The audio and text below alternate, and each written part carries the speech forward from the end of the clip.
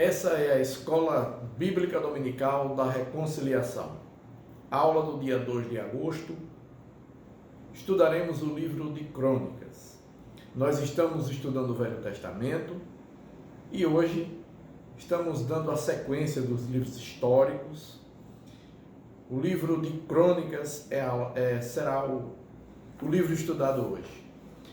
De posse da revista, aqueles que possuem, os que não possuem podem tomar sua Bíblia e abrir o livro de Crônicas. E eu convido a todos, antes quero saudá-los com a graça e a paz do Senhor e pedir que fizéssemos uma breve oração. Amém? Pai Santo e amado, obrigado, Senhor, por esse dia, por esse lugar que nos recebe, por essa oportunidade de aprendizado. Dá-nos, Senhor, segundo a Tua vontade, que aprendamos mais um pouco, Senhor, acerca das Sagradas Escrituras, Pai. Tudo aquilo que está no livro de Crônicas, Senhor. No nome de Jesus é assim que oro e já Te agradeço. Amém. Vamos lá. A autoria trazida pela revista está proposta como um sacerdote. A tradição acredita o livro a Esdras. Então eu estou mencionando aqui também para que a gente possa ter esse conhecimento de que também é creditado a Esdras a autoria. A data provável que a revista traz é o ano de 538 a.C. Esse ano coincide com o decreto do rei Ciro, por isso que eu fiz essa citação. O versículo-chave, no livro 1 Crônicas, é o versículo 27 do capítulo 17. E em 2 Crônicas, o versículo 14 do 7º capítulo do livro de Crônicas, no segundo livro de Crônicas. Embora, assim como a gente já enfatizou de que o livro de Samuel, o livro de Reis, originalmente eram únicos, era um único livro. O livro de Crônicas também era um único livro. E na nossa Bíblia hoje, ele está dividido em 1º e 2º Crônicas. O livro de Crônicas, ele é uma mini-bíblia, um resumo bíblico dentro da Bíblia, porque ele vai da criação até o cativeiro, até o pós-exílio, mais precisamente. E a gente vai ver que todos esses fatos narrados, eles começam na criação. Embora toda essa genealogia que está sendo narrada no início do livro, muitas vezes nos impede de fazer uma leitura por achar muito extenso esse período, né? Vai praticamente os 9 capítulos iniciais, dão muita ênfase a essa narrativa onde os nomes são citados, as genealogias, mas nós precisamos entender que o livro de Crônicas, ele tem a perspectiva do sacerdote, enquanto que Reis, a perspectiva era de um historiador, que tinha o foco no palácio, e aqui o foco é o templo. Aqui nós temos uma ênfase na queda, né? Existe a ênfase de que o povo falha, o povo quebra a lei, a aliança foi quebrada, e que aqui nós estamos vendo a total destruição do Reino do Norte. Então aqui nós vemos uma ênfase diferente do livro de Crônicas. A revista traz como palavra-chave no primeiro livro de Crônicas recordação e do segundo livro de Crônicas avaliação. Para sermos fiéis ao que está proposto na revista, a gente vê que o livro de Crônicas, como eu já falei, ele é um resumo sucinto do Antigo Testamento. É como se fosse uma bíbliazinha dentro desse livro. Ele relata de uma forma muito ampla, mas foca naquilo que ele tem propósito. Então vejamos o seguinte: há um contraste desse livro com o livro de Samuel e o livro de Reis.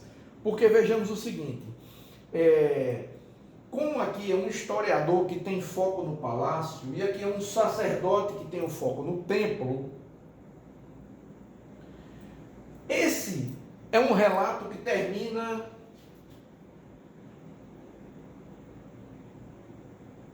em tragédia, e esse termina com esperança e restauração.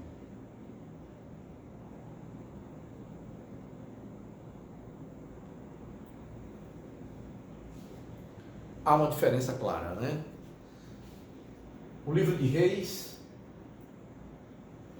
narra uma tragédia. O povo fracassa. E o resultado desse fracasso é que o reino do norte é totalmente destruído com a queda de Samaria, sua capital. Aqui os 20 reis foram reprovados.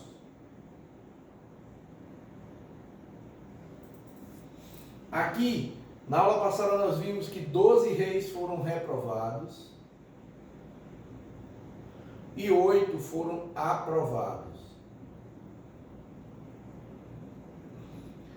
O reino do sul, que é Judá,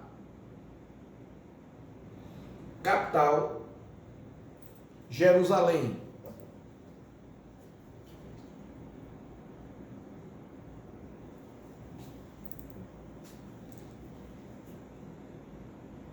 A capital desse reino era Jerusalém. Reino do sul, Judá. Reino do norte, Israel. Aqui ficaram 10 tribos. Aqui só 2 tribos. Uma era Judá, a outra era Benjamim. Então vejamos o seguinte, como o quadro vai ficar pequeno, eu vou apagar, a gente já tem mais ou menos o que está descrito.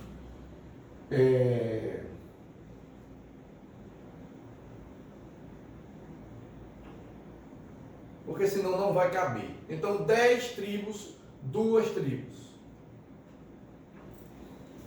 Eu vou resumir um pouquinho. Então aqui 10 tribos e aqui 2 tribos.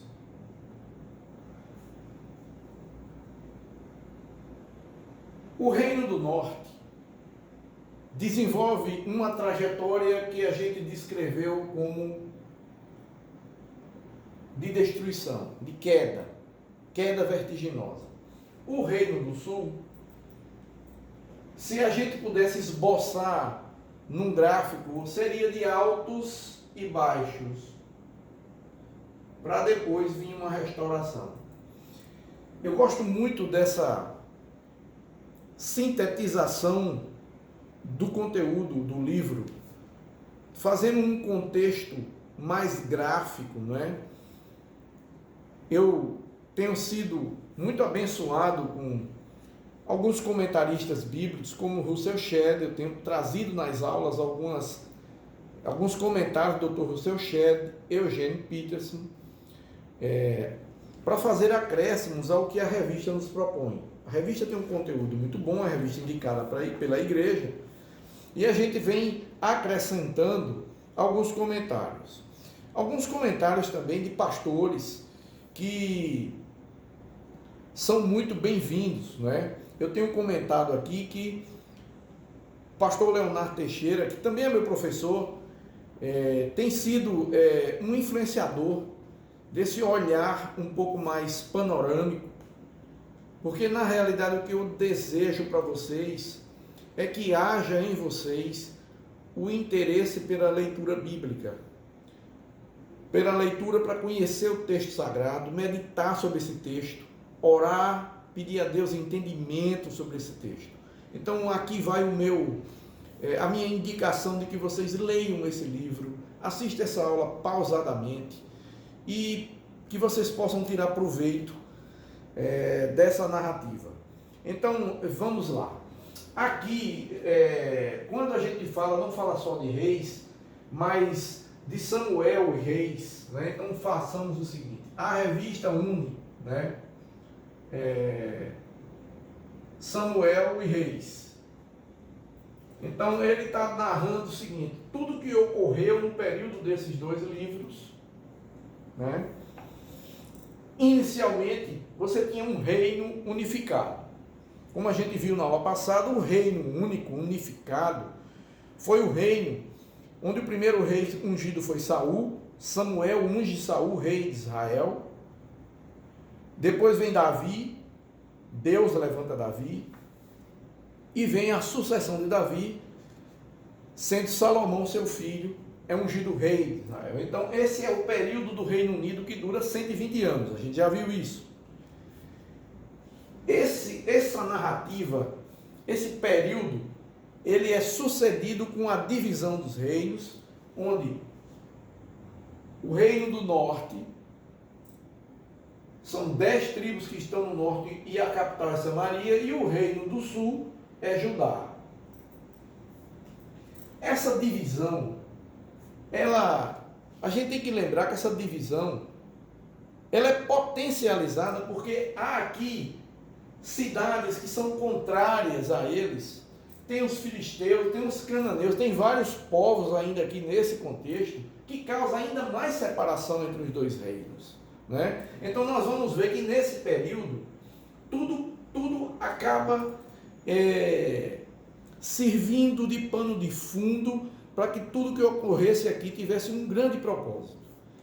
Porque imagine o seguinte: aqui é um registro que a revista toma como um pouco mais biográfico, e no livro de Crônicas ele é mais genealógico, né? Então aqui há mais um registro da biografia e aqui mais da genealogia.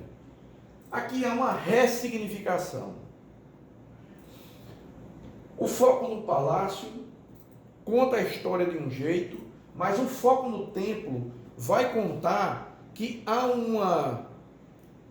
um propósito nesse livro de reconectar o povo, que esse povo de quem nós falamos é o povo que volta do exílio. E o autor, o cronista, ele está narrando os fatos, tentando ressignificar as coisas, falando de Israel, né? Então vejamos o seguinte: a ênfase aqui é na idolatria,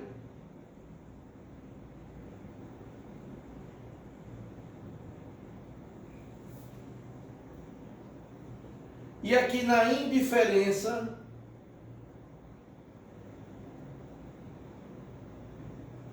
espiritual.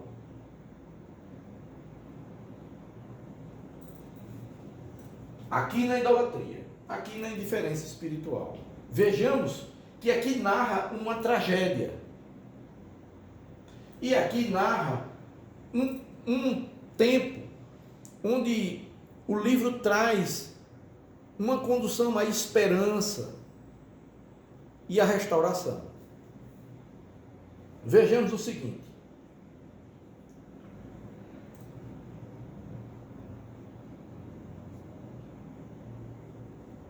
os fatos narrados aqui, eles ainda são anteriores ao exílio.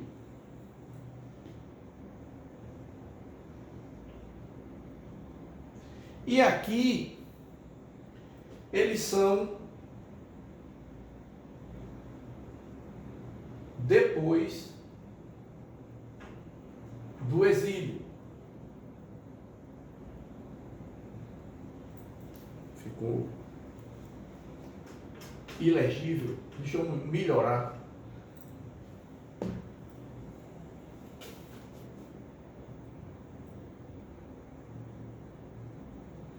Então aqui é depois do exílio e aqui é antes do exílio. Aqui a história vai terminar com a queda e com o povo saindo, né? Eu já tinha feito uma pequena conexão entre as duas histórias. Elas não são totalmente conectadas. Esses livros eles não são uma sequência de fatos, são formas diferentes de narrar os fatos. Enquanto que o livro de Reis está falando o que acontece, o livro de Crônicas está fazendo uma história ser contada de trás para frente. Eles estão lá depois do exílio e o cronista está contando a história como quem passou. Então ele vai contar a história de trás para frente, ele vai mostrar ao povo o seguinte, que Deus está dando uma chance de restauração. Então vejamos,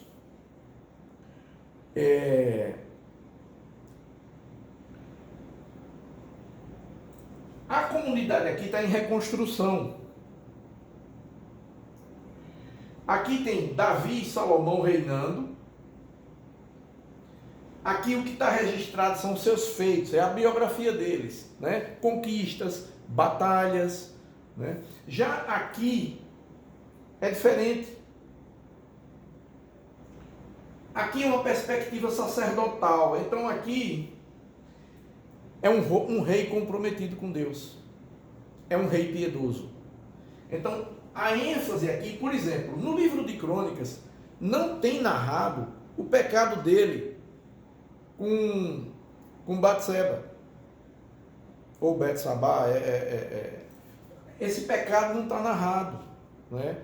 Então aqueles pecados, aquele perfil de um Davi complicado dentro de casa, ele está narrado no livro de Reis. Aqui a ênfase é num rei que tinha compromisso com o Senhor. Porque a ênfase aqui quer dizer o seguinte, que toda vez que o governante tinha um compromisso com Deus, o povo prosperava. O reino era bom, abençoado e o povo prosperava.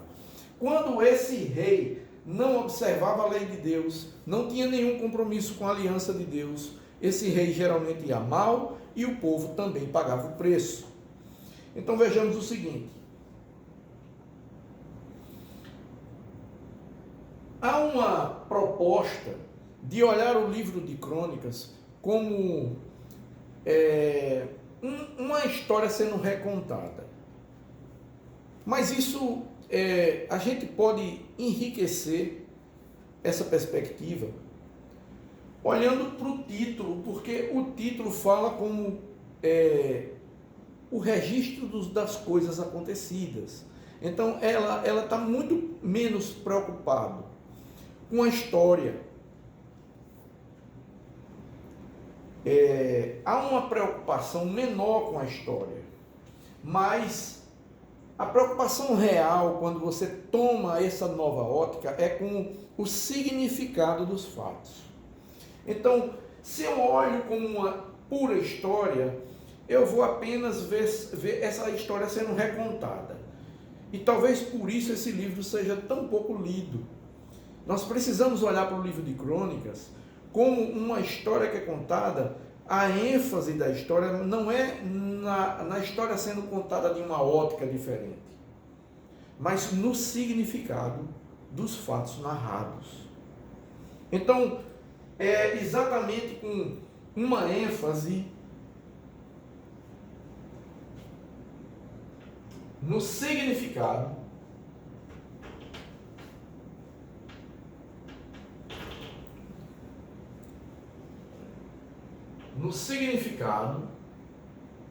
que nós vamos ter uma ótica diferente. Vejamos o seguinte.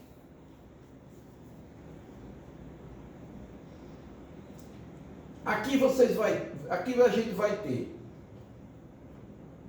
o fim e o pós-exílio.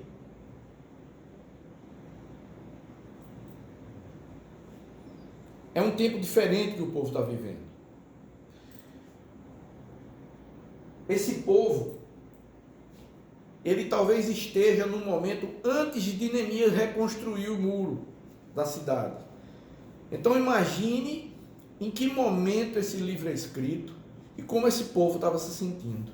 Então esse livro vem responder alguns questionamentos, porque a gente viu que desde aqui de Reis já vem sendo narrado o surgimento do ministério profético. É o profeta que está indo lá. Porque o sacerdote, de certa forma, fracassou, principalmente o sacerdote que está no Reino do Norte. Por quê? Porque ele estava no palácio. O sacerdote do Sul, ele está no templo, ele serve no templo. Então, há uma preservação em Judá. Vejamos o seguinte. O livro de Crônicas é como se o povo estivesse se questionando. É como se o povo estivesse num momento sem entender, olhando o que pode ter acontecido, por que nós estamos assim? Por que estamos passando por isso? Imagine que esse povo, que tinha a sua terra, a terra que Deus prometeu, acaba perdendo tudo isso, é desterrado, esse povo é exilado. Se a gente olhar para esse mapa, o mapa não consegue trazer o que nós precisamos, seria preciso um mapa bem maior. Nós estamos vendo aqui o mar Mediterrâneo, que é o litoral, que está diante da Palestina. A Palestina era toda essa região, não a Palestina, governo como nós chamamos hoje, né? Politicamente narrada nos dias de hoje, é um pouco diferente. Nós temos aqui o Mar Morto, o Mar da Galileia e o Rio Jordão. E aqui desse lado, se a gente pudesse ver tudo que está para o lado de cá, seria deserto. E mais para a minha direita, né? E esquerda do vídeo, a gente teria aqui desse lado o rio Tigre e Eufrates e a Babilônia. Então esse povo sai daqui prisioneiro, Jerusalém é incendiada e esse povo vai ser levado, principalmente a nobreza, os sacerdotes são levados, aqueles que eram mais cultos, aqueles que eram mais abastados. Então esse povo é toda a nobreza, é levado cativo. E esse povo vai prisioneiro para um momento terrível, porque é exatamente nesse contexto onde a gente vê que o cativeiro babilônico, ele é menor que o cativeiro egípcio, mas ele é muito mais cruel. Porque a crueldade ela já começava porque toda a sua história era apagada. Enquanto um estilo opressor vinha para misturar o povo com todo tipo de gente, então, ou seja, existia um outro que já trocava o nome. Então, se o meu nome era João, meu nome é João, eu, como cativo, a primeira coisa que eu perdi era o nome. Então, ou seja, nitidamente você está tirando a identidade. Algo que Deus fez com que esse povo tivesse fortalecido durante toda a história do Velho Testamento até então, está sendo desfeito. Esse povo ele perde a terra e ele perde a identidade. Então é uma desconstrução. Esse livro vem ressignificar tudo isso, vem reconectar o povo. Quando ele fala de toda essa genealogia, é exatamente para trazer a mente desse povo, curar a mente desse povo, trazer esperança para esse povo, de que Deus não tinha falhado, de que Deus continuava no comando, e de que Deus tinha advertido, de que uma vez o povo não tivesse observado a lei de Deus e escolhesse andar fora do caminho do Senhor, as consequências iam ser terríveis. Deus não queria que isso acontecesse. E Deus levanta profetas. Na realidade, na história, Deus tinha levantado os juízes, né? E o povo preferiam achar que um rei seria a solução. Esse povo tinha esquecido do que está escrito desde o livro de Juízes. Quando Josué morre, o que é que eles dizem? Que Josué tinha morrido e todo mundo estava fazendo o que queria. E Deus levanta periodicamente os homens que vão resgatar o povo desse ciclo vicioso de pecado, de desobediência e sofrimento.